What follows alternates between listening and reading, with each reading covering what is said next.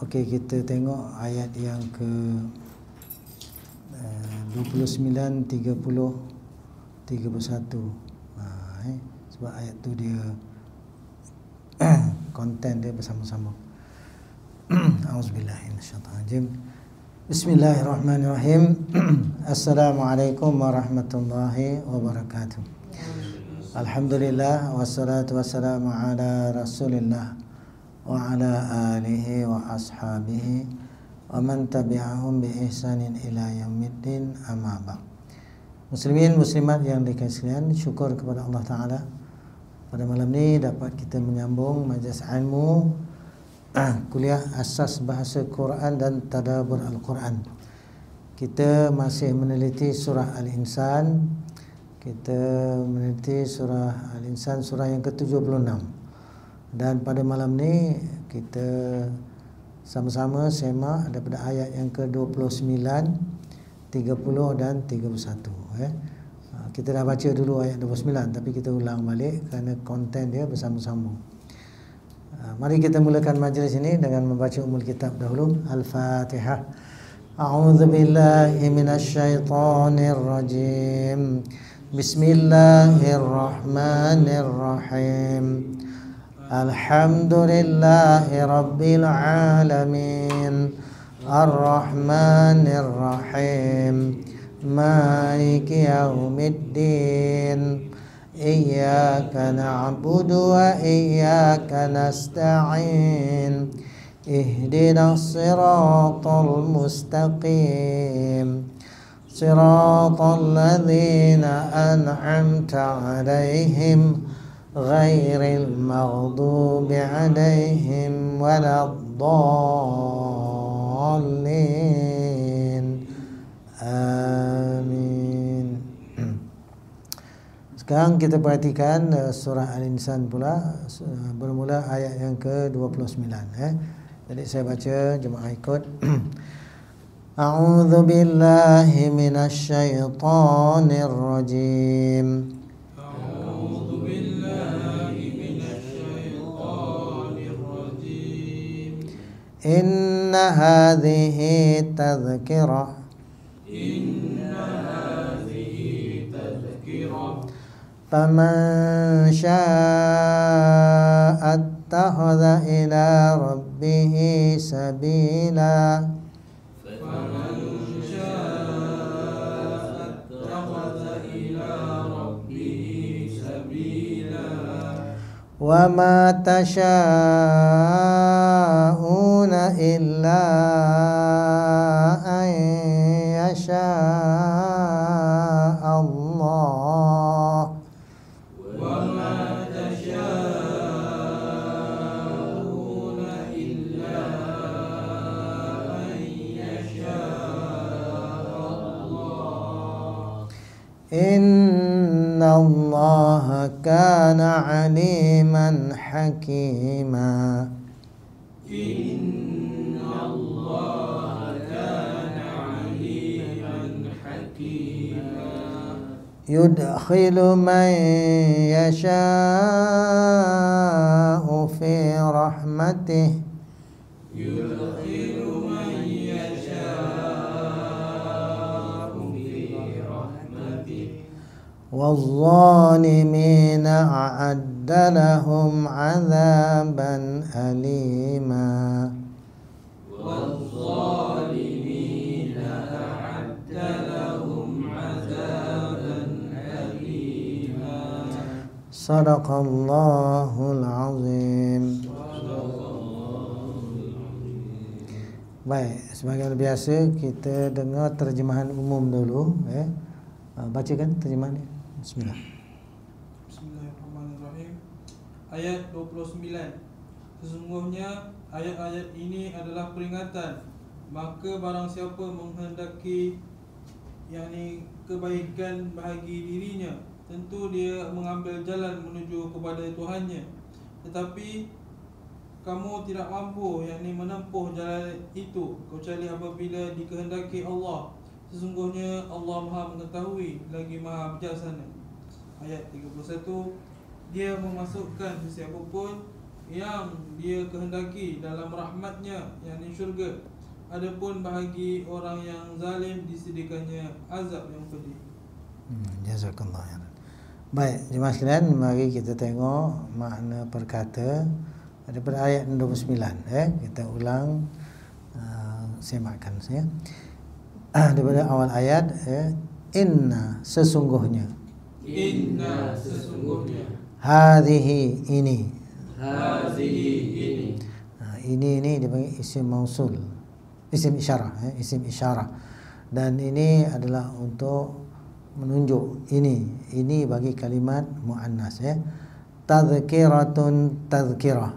tazkiratun tazkirah, Jadi tazkirah apa? Peringatan. Peringatan, pengajaran. Fa maka man sesiapa man sesiapa syaa telah menghendaki ia, syaa telah menghendaki ia, ittakhadha telah mengambil oleh ia, ittakhadha telah mengambil oleh ia, ila kepada Rabbihi Tuhannya, Rabbihi Tuhannya, sabilan jalan. sabilan jalan. Jadi ambil jalan kepada Tuhannya. Ayat berikut, wa dan ma tiadalah. Ma tiada. Jadi ma kadang-kadang ada makna apa yang, tapi ayat ini ma maksudnya ma nafiah, ma tiadalah. Tasyauna kamu kehendaki. Tasyauna kamu kehendaki. Kamu kehendaki, kamu mau, jadi ini adalah fi'il mudhari'. Ta di depan, waw nun di belakang untuk menunjukkan kamu, Illa melainkan an bahwa yasha'a ia kehendaki, Yasha'a ia kehendaki, Allahu oleh Allah. Allahu oleh Allah. Jadi perkataan yasha Allah, jadi ya tu kembali kepada Allah, jadi ini dipanggil fi'il mudhari'. Kalimah Allahu, Allah adalah fa'il kepada fi'il perbuatan yasha'a. Inna sesungguhnya, Inna sesungguhnya, Allah Allah kana telah adalah ia, kana telah adalah ia, aliman maha mengetahui, aliman maha mengetahui, hakiman maha bijaksana. hakiman maha bijaksana. Jadi Allah Ta'ala dia amat mengetahui dan amat bijaksana. Jadi bagi sifat Allah, keterangan mengenai Allah, bila kita kata kita gunakan perkataan maha. Maha ni mana yang paling, yang amat, yang teramat sangat. Baik, ayat yang terakhir, yudkhilu dia masukkan. yudkhilu dia masukkan, Yudkhilu ni fi'il mudhari', ya tu dia. Man siapa yang, man siapa yang, orang yang, pihak yang, yasha'u dia kehendaki, yasha'u ia kehendaki, fi dalam rahmatihi rahmatnya. rahmatihi rahmatnya. Jadi hi tu nya, jadi kembali kepada Allah Subhanahu Wa Taala. Wa dan az-zalimina orang-orang zalim itu, Az-zalimina orang-orang yang zalim itu. jadi ya nun menunjukkan ramai, itu jamak, jamak mudzakkar salim, jadi ya nun menunjukkan ramai. A'adda telah menyediakan ia. A'adda telah menyediakan ia, A'adda juga makna telah menjanjikan ia. La bagi hum mereka, azaban azab, aliman yang pedih. aliman yang pedih. Jadi perhatikan perkataan azaban tanwin, dua di atas. Aliman pun ujung tu tanwin, dua di atas. Jadi ini dalam sudut bahasa azaban, jadi dia panggil masuk kategori apa? Sifat mausuf. Jadi mausuf yang disifatkan kat depan. Sifat ni mana? Aliman. Jadi azaban adalah apa yang disifatkan, ya. Apa sifatnya? Aliman. Jadi bila berturut-turut, ya, dalam wazan timbangan yang sama macam tu, ini sifat mausuf. Jadi perkataan aliman adalah sifat kepada azaban. Begitulah tadi, sebelum tadi ayat, ya, yang Allah beritahu innallaha kana aliman hakima. Jadi aliman yang maha mengetahui, yang maha mengetahui, yang mana sifat mengenai aliman tu hakiman, maha bijaksana. Jadi Allah maha mengetahui lagi maha bijaksana. Baik, itulah, ya, 3 ayat yang kita sama-sama perhatikan, perhatikan, peramati, ya, kita teliti pada malam ni. Jadi sambungan daripada kita kata sesi yang terdahulu, Allah Ta'ala mengingatkan, Quran ni, apa yang Allah bagi tahu dalam Quran ni, inna hadhihi tadhkirah, sesungguhnya ini adalah peringatan, pengajaran.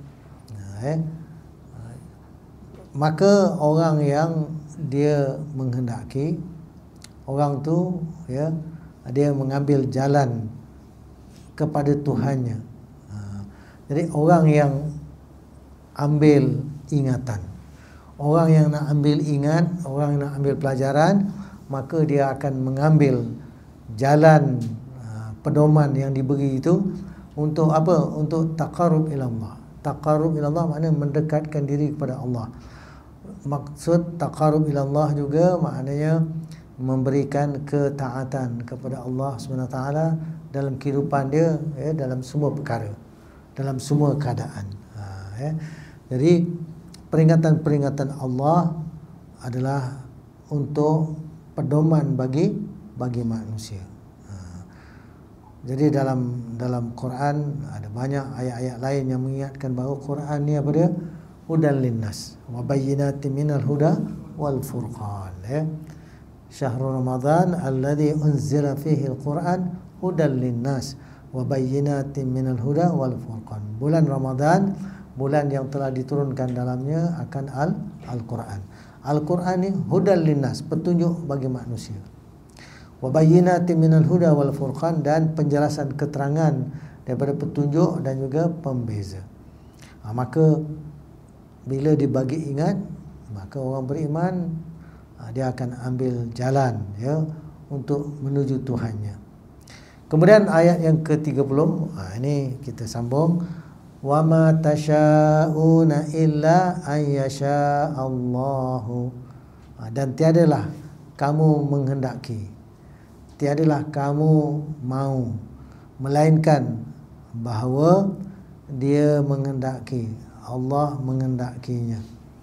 Jadi kita kena ingat, ya, kita manusia, kita tidak ada, dia panggil, keupayaan hakiki melainkan dengan izin Allah Subhanahu Wa Taala.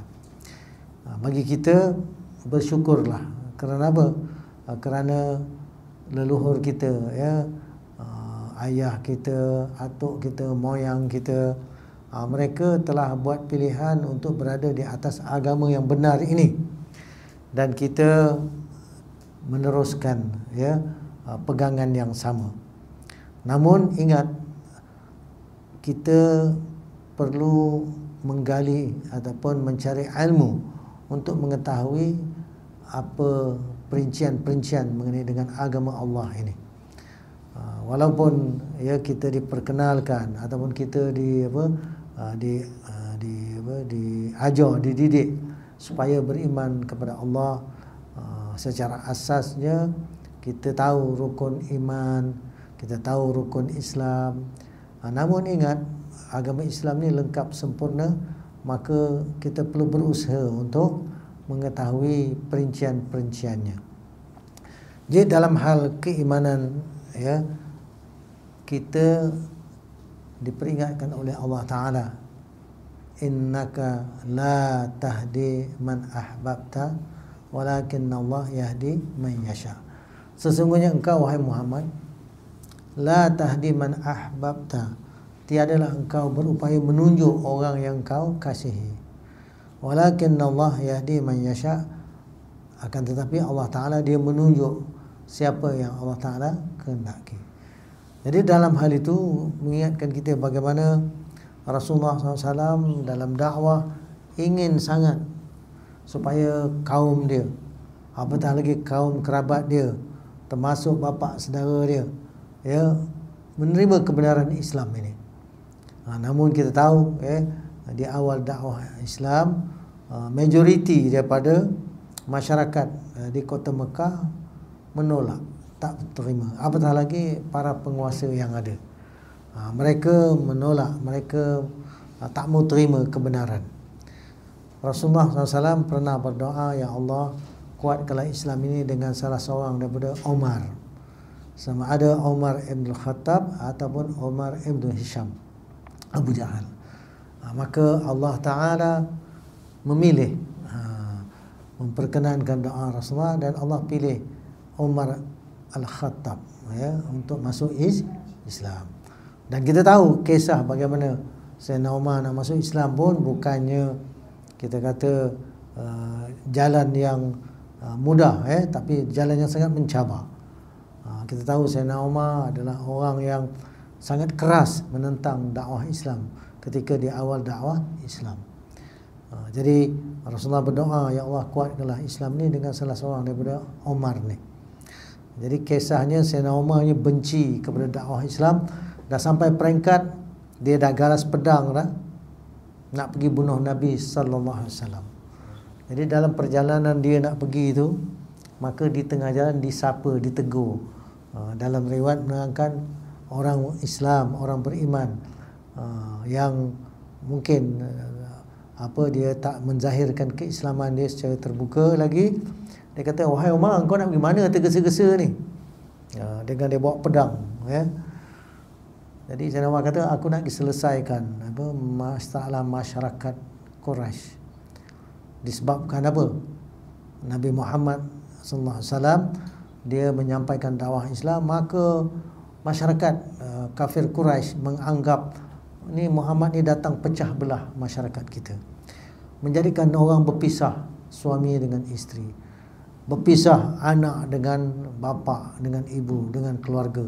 Kerana bila masuk Islam, mana mungkin, ya, untuk terus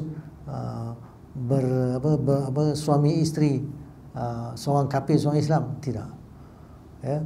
Begitu juga ahli keluarga ramai yang menentang, dan mereka menganggap bahawa Nabi Muhammad ni buat kacau di dalam masyarakat yang sebelum ni dia kata kita ikut agama nenek moyang kita dengan cara yang dia kata tak ada gangguan.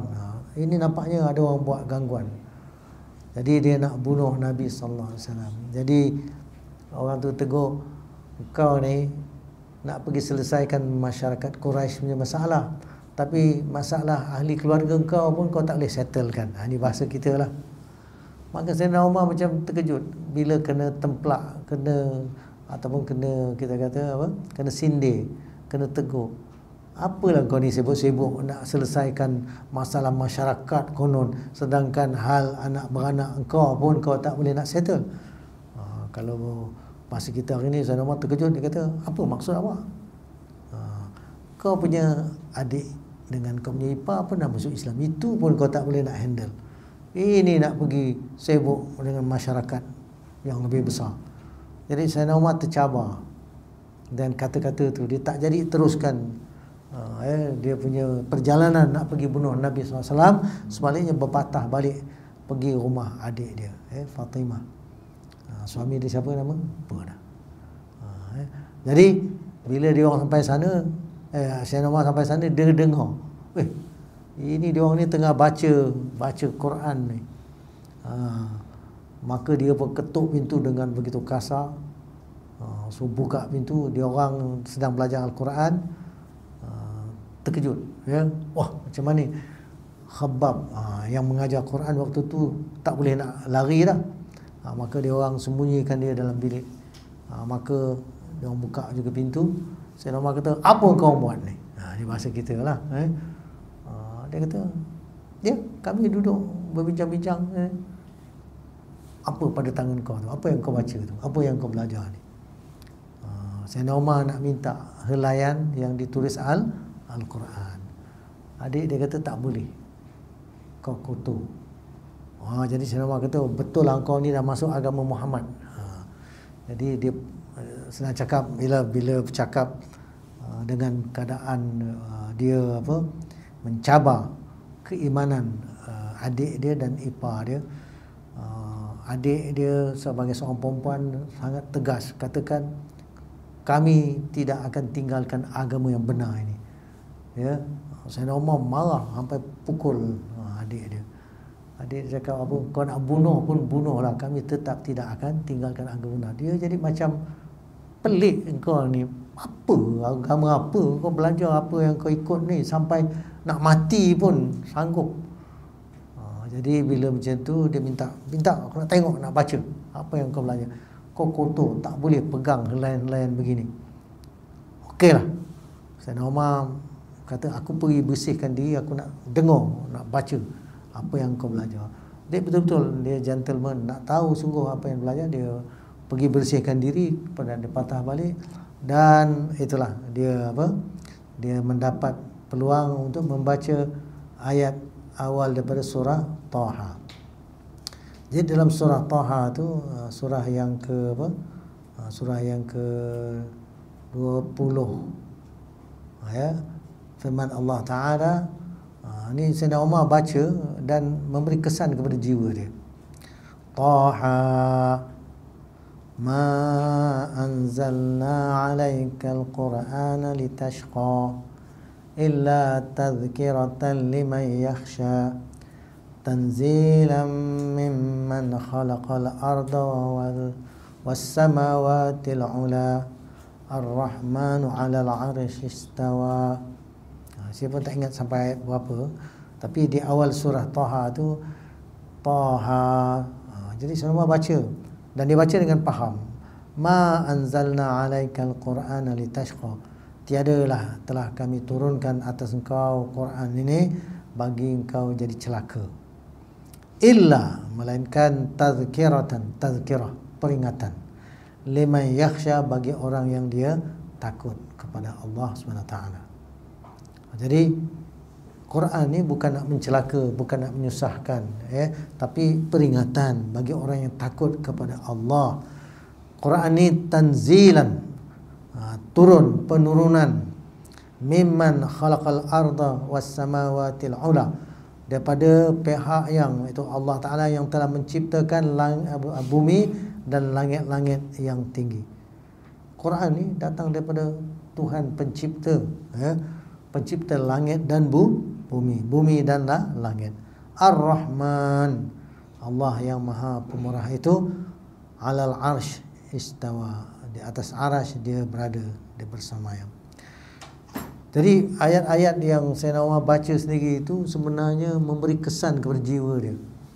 Quran bila dibaca oleh orang yang jujur memberi kesan. Bahkan dalam dakwah Ar-Rasul SAW, memang Ar-Rasul selalu membacakan Al-Quran kepada manusia. Yatlu alaihim ayatihi, dia bacakan ke atas mereka ayat-ayat Allah. Jadi bila dibaca, didengar oleh orang-orang yang ada jujur.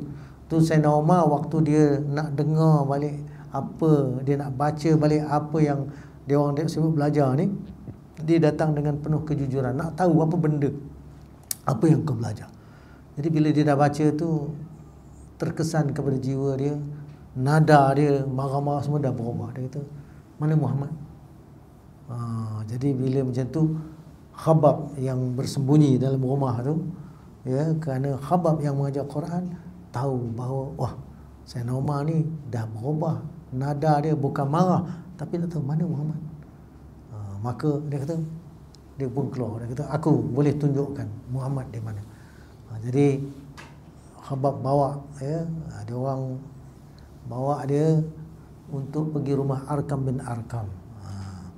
Jadi waktu itu Rasulullah dan para sahabat sedang belajar Quran, bermuzakarah. Ada sentri-sentri dan bagi maklumat, bagi tahu kepada Rasul, ni Sayyidina Umar ni datang, tapi datang dia lain macam. Kan? Maka para sahabat pun khawatir, ini Umar ni macam mana ni? Dulu orang Arab pergi sana sini pun bawa pedang. Pedang ni senjata yang mereka tak lekang, sebab dia orang selalu je kalau gaduh nak berbunuh je. Jadi dia orang risau Sayyidina Umar datang untuk apa? Untuk nak mencederakan Rasulullah ataupun nak menghalang dakwah. Maka waktu tu Sayyidina Hamzah pun dah masuk Islam dah. Sayyidina Hamzah kata, tak apa, aku ada, boleh handle Sayyidina Umar. Rasulullah kata, tak payah ke tepi, biar Rasul yang berurusan direct dengan Sayyidina Umar. Jadi Sayyidina Umar dia dibawa jumpa Rasul SAW, dan Rasulullah SAW dengan tegas, ya, ada beberapa riwayat menerangkan Rasulullah cekak dia. Tapi dia datang bukan untuk nak lawan, nak bergaduh, tapi dia datang untuk menyatakan keislaman dia. Jadi para sahabat semua bertakbir kerana Sayyidina Umar masuk Islam. Jadi itulah, bila datang Sayyidina Umar masuk Islam ini, maka Allah Ta'ala memperkenankan doa Ar-Rasul SAW untuk memilih salah seorang daripada Umar. Maka Allah pilih Umar Al-Khattab. Jadi Allah Ta'ala mengingatkan kita, ya, Allah Ta'ala, Inna Allah kana aliman hakima. Sesungguhnya Allah Ta'ala tu dia maha mengetahui dan maha bijaksana. Jadi yudkhilu man yasha'u fi rahmati. Allah memasukkan siapa yang dia kehendaki dalam rahmatnya. Jadi rahmat Allah Ta'ala di dunia dan di akhirat. Maka di dunia Allah Ta'ala beri petunjuk hidayah kepada Sayyidina Umar.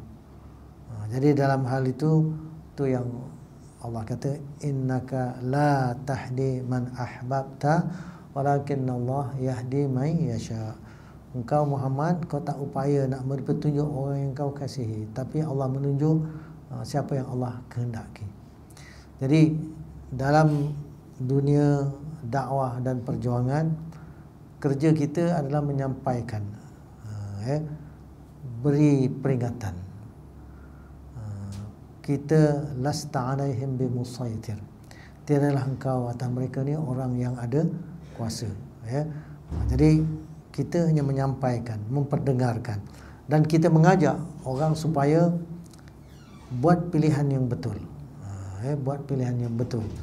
Dalam ayat lain dalam suratul Kahfi, wa qulil haqqu min rabbikum faman syaa'a falyu'min wa man syaa'a falyakfur. Katakanlah kebenaran itu daripada Tuhan kamu. Orang yang dia mau untuk pilih jalan iman, berimanlah dia. Orang yang nak pilih jalan kufur, dia nak pilih jalan yang derhaka kepada Allah, kufurlah dia. Tapi ingat, inna a'tadna lizalimina nara. Allah kata, kami sediakan bagi orang yang mengenai diri kufur ingkar itu api neraka. Ahata bihim suradiquha, yang mengepung mereka akan gejolak-gejolak api yang besar. Jadi manusia diberitahu ini kebenaran, la ikraha fid din, tidak ada paksaan dalam agama. Namun ingat, kebenaran yang terang nyata, kalau siapa yang tolak, berada di atas dunia kekafiran, maka api neraka menunggu. Bila kebenaran terang nyata, maka hendaklah pilihnya dengan penuh kerelaan, jujur dan ikhlas. Tidak boleh paksa orang kafir masuk Islam.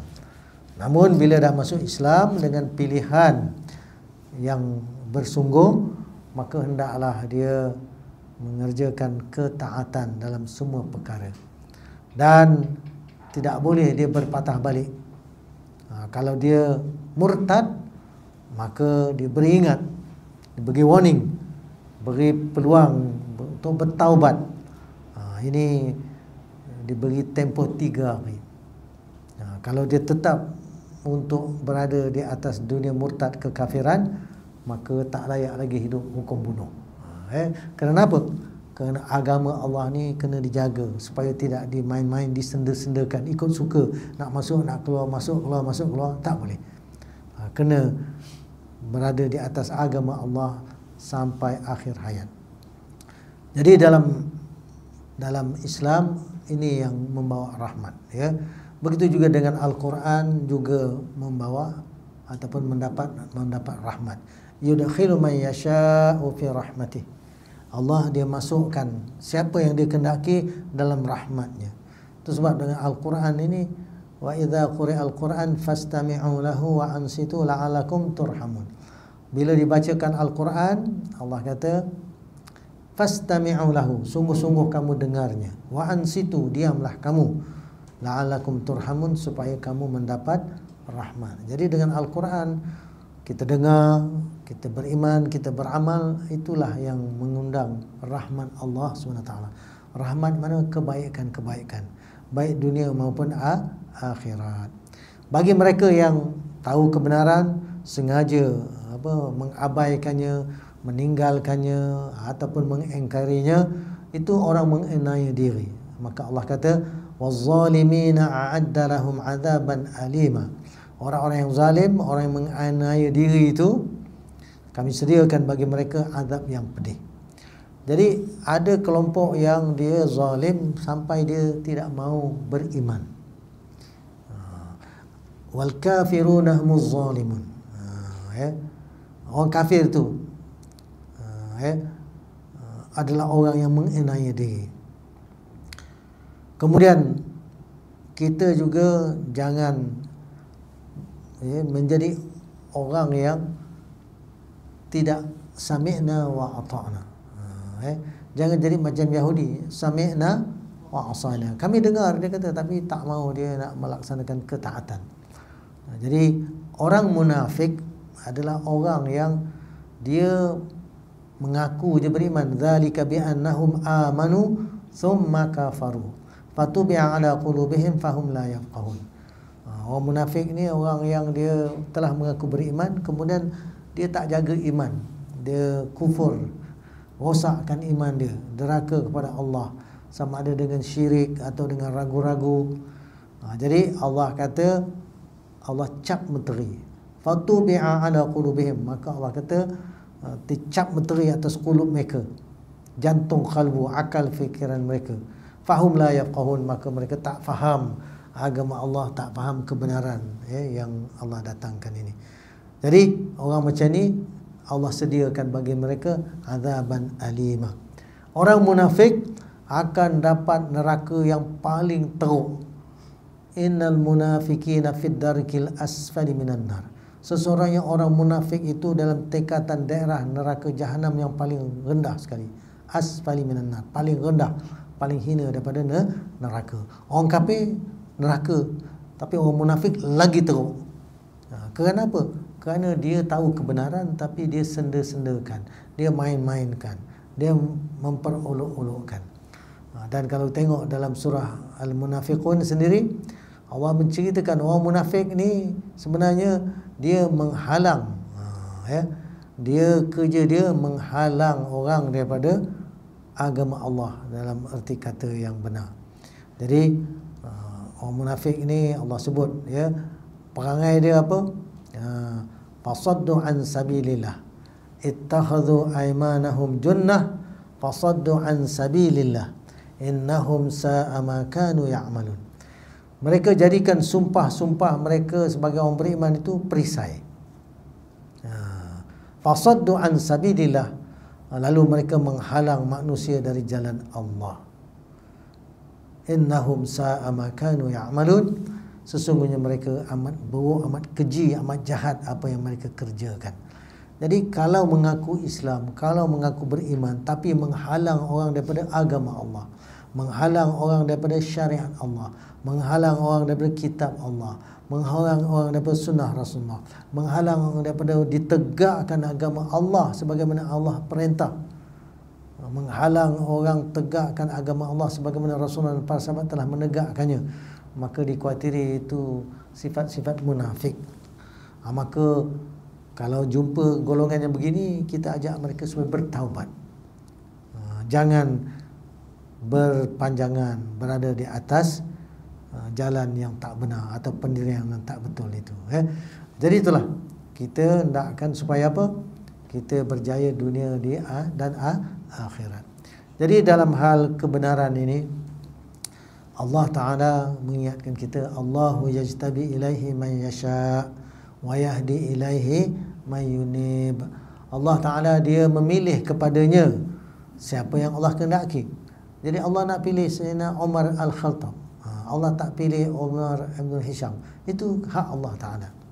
Tapi ingat, wa yahdi ilaihi man yunib, Allah menunjuk kepadanya orang yang yunibu, dia kembali kepada Allah. Orang yang mencari kebenaran, Allah akan pertemukan dia dengan kebenaran, walaupun dia dilahirkan dalam keluarga kafir. Itu sebab kita tengok banyak pengalaman-pengalaman orang-orang yang convert atau revert, ya, yang masuk Islam. Dulu keluarga daripada Kristian, ada yang keluarga daripada Hindu, ada keluarga dia daripada, ya, mak bapak dia Buddha, macam-macam lah, ya.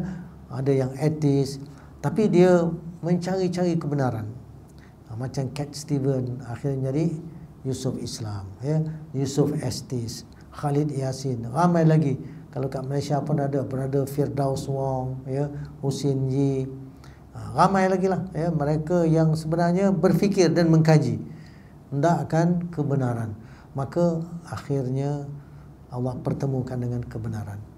Tapi kita sedih juga apabila ramai kaum muslimin, umat Islam yang walaupun lahir dalam keluarga Islam tapi tak peduli untuk nak mengkaji dan mendalami agama Allah ini sendiri.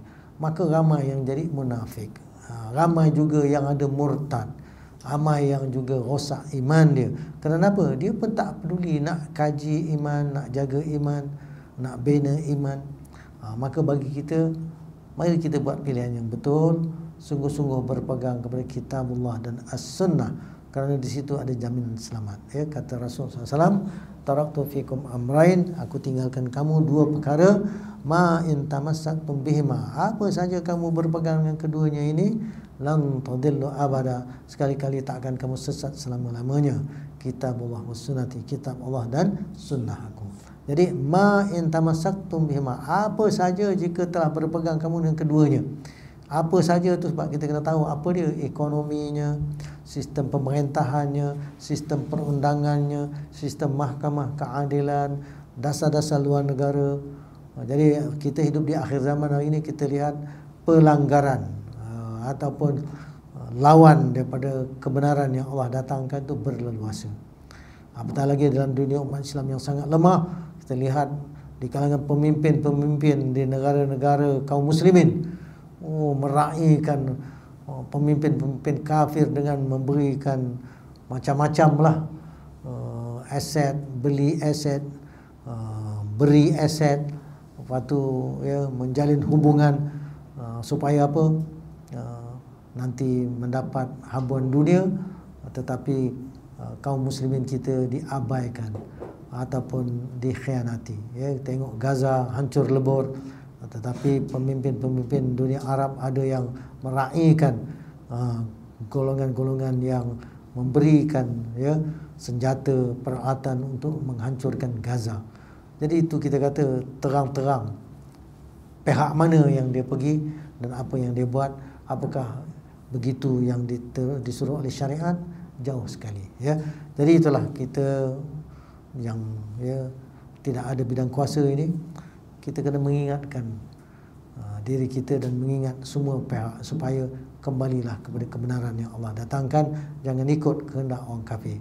Apatah lagi alal kitab, Allah kata in tuti'u fariqan minal ladzina utul kitab yaruddukum ba'da imanikum kafirin. Kalau kamu patuh taat sebahagian daripada golongan ahli kitab, mereka akan, ya, menjadikan kamu kafir selepas imannya kamu. Tak mahu kita diheret kepada dunia kekufuran. Maka kita kena jaga iman kita, jaga amal kita supaya istiqamah atas kebenaran sampai akhir hayat, insya-Allah. Itu saja perkongsian pada malam ini, moga-moga dapat manfaat kebaikannya. khatam surah Al-Insan, panjang umur ada kesempatan kita sambung surah lain. Jadi kita akan bincanglah dengan pihak pengurusi jawatan kuasa surau, lepas ni surah apa pula nak kita teliti bersama. Kita akhiri dengan doa. Alhamdulillahirabbil alamin. Wassalatu wassalamu ala asyrafil anbiya'i wal mursalin wa ala alihi wa sahbihi ajmain. Allahumma arhamna bil Qur'an waj'alhu lana imaman wa nuran wa hudan wa rahmah. Allahumma dzakkirna minhu ma nusina wa 'allimna minhu ma jahilna warzuqna tilawatahu ana al-laili wa atrafan nahar waj'alhu lana hujjatan ya rabbal alamin. اللهم انصر الإسلام والمسلمين والمجاهدين في فلسطين والمجاهدين في كل مكان وفي كل زمان. ربنا آتنا من لدنك رحمة وهيئ لنا من أمرنا رشدا. صلى الله على سيدنا محمد وعلى آله وصحبه أجمعين والحمد لله رب العالمين. Sekian, Assalamualaikum warahmatullahi wabarakatuh. Subhanallah wa bihamdihi, asyhadu an la